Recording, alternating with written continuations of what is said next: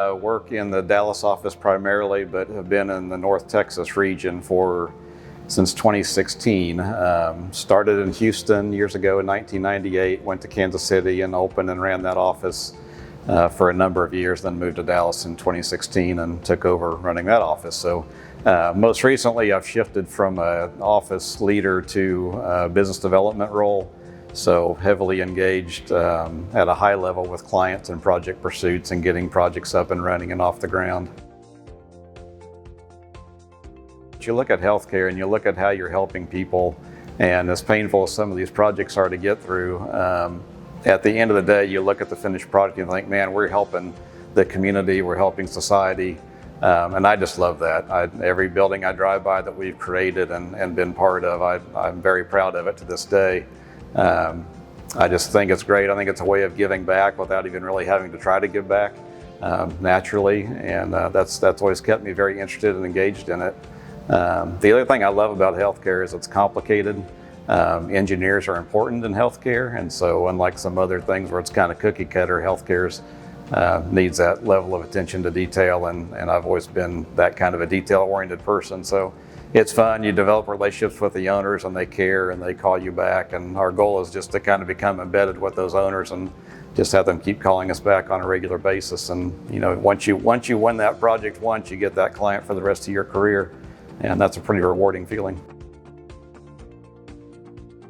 It sure feels like, and we witness this all the time, is that it's evolving very quickly.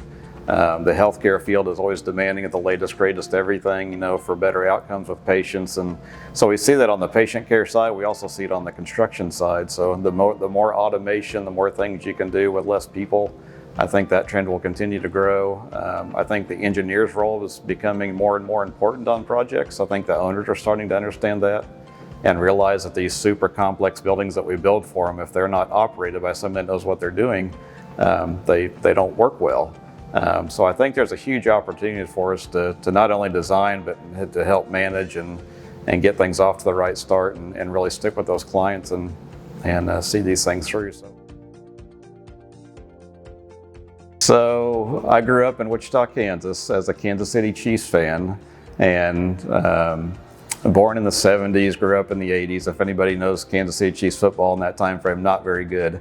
So tough to be a Chiefs fan. So I'm not a bandwagon fan. I've been a fan my whole life. So I've really gotten into the Chiefs as they've, you know, gone to the championship games and the Super Bowl and started winning. So our best friends at home are Green Bay Packers fans. And so they said, hey, if the Chiefs ever play the Packers, which doesn't happen very often, we're going to go up to Lambeau, and they're from Green Bay. So they got tickets. We flew up to Lambeau, and on the trip up there, my buddy bet me. He said, okay, if the Chiefs win, then you get to tell me how to shave my beard. He's a big guy, he's got a full beard.